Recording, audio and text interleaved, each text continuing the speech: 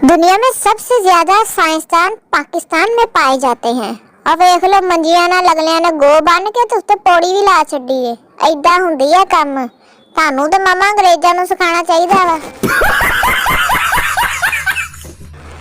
पौधे की मम्मा भी इसको डांटती हैं और हम और आप क्या चीज है। हाँ देखो लगन नहीं दिया उन्होंने कहती है चुप कर जा खत्या रोई जान दे हमें।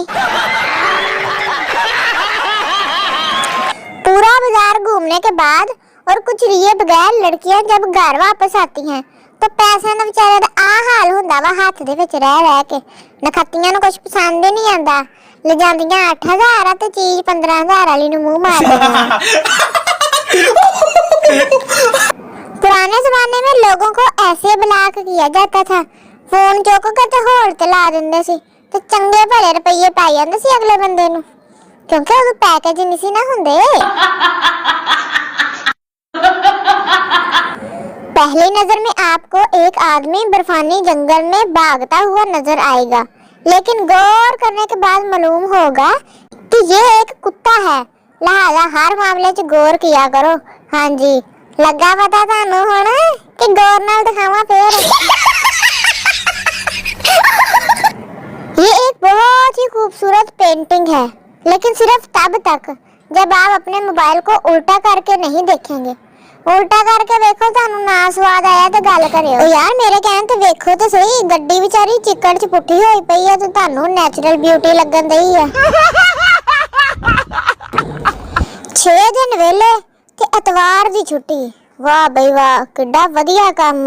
ਇਹ ਕੰਮ ਨੂੰ ਤੇ ਅੰਗਰੇਜ਼ ਵੀ ਤਰਸਦੇ ਆ। शुक्र करो पाकिस्तानियों ਤੁਹਾਡੇ हिस्से आया ये काम।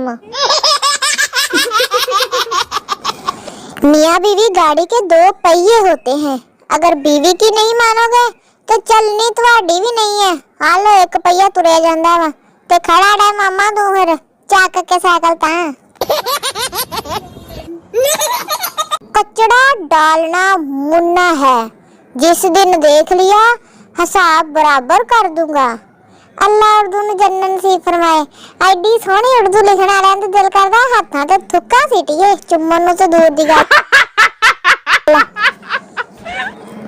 यूपीएस सिर्फ 30 रुपये दा। वाह बई वाह, ਅਸੀਂ ਤੈਨੂੰ ਹਿੰਮਤ ਫੈਨ ਕਹਿੰਦੇ ਆ। ਜਿੰਨੀ ਹਿੰਮਤ ਆ ਉਨੀ ਜ਼ੋਰ ਕੇ ਹਵਾ ਲਈ ਚੱਲੋ ਤੇ ਮੁੜ ਕੇ ਥੱਕ ਕੇ ਸੌ ਜਾਵੋ। जब बेगम साहिबा सेल से सोफे का कपड़ा जरूरत से ज्यादा खरीद लेन, आहो फिर अपने बंदे नु पैंट कोट भी सवा दिंदियां वा। वो समझ नहीं आंदी सोफा केड़ा ते बंदा केड़ा विचों। ओ भी सोफे वर्गा ही डमरू जिहा। लो जी लो, कुड़ी दा मेकअप देखो किन्ना कराया। लगदा पार्लर वाली ने पूरे पौने घंटे च कीता वा।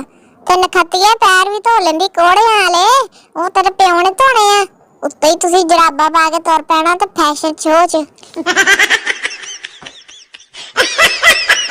आलो जी देख लो, एक पठान दा ऑनलाइन क्लास विच फड्डा हो गया। अगले ने मार मार के गोलियां लैपटॉप ही पाड़ छड़िया जे।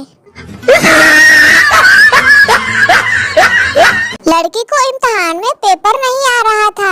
लड़के ने हेल्प की और सारा पेपर हल करवाया। इस अच्छाई के बदले लड़की को लड़के से प्यार हो गया। रिजल्ट आने तो पहला दोनों का ब्याह हो गया। तो जिद्दों रिजल्ट आया तो पता चलिया दोनों ही फेल हो गए। मुड़ के बेचारे हसन दे भी असी कित्थे फस गए हैं, दोनों नलायक भांडे। तेरा बेड़ा गड़क होवे ओप्पो कैमरा बनाना लियो। देखो तो सही गर्ल्स, तुसी कोशिश जारी रखियो। दिल पर मत लेना। मुंह अगले दा अमरीकन ते पिछों ढोई अफ्रीकन। पिछों लगदा जिद्दां हबशियां दी बुड्ढी हुंदी। तोबा तोबा तोबा।